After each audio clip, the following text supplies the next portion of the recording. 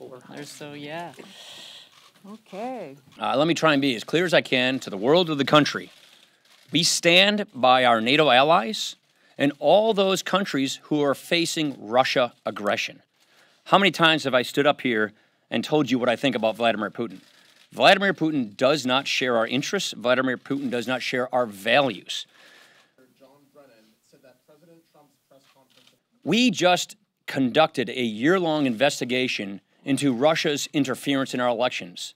They did interfere in our elections. It's really clear. There should be no doubt about that. It's also clear that it didn't have a material effect on our elections.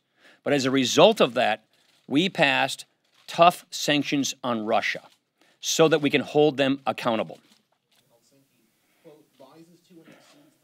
I understand the desire and the need to have good relations. That's perfectly reasonable, but Russia is a menacing government that does not share our interests and it does not share our values, and I think that should be made very, very clear. Here's what we have already done, and here's what we could continue to do, which is to put sanctions on Russia. You just saw the indictments from the Special Counsel. Those GRU officers, I've already seen the intelligence. They were the people that conducted this cyber attack on our elections. We'd already put in place sanctions. If the Foreign Affairs Committee or the Financial Services Committee and the Senate Banking Committee think that there are other sanctions that we have not yet placed upon Russia, I'm more than happy to consider those.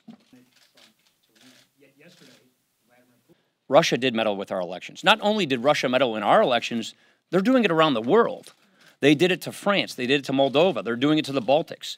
Russia is trying to undermine democracy itself, to delegitimize democracy. So for some reason, they can look good by comparison. Let's just be really clear about that.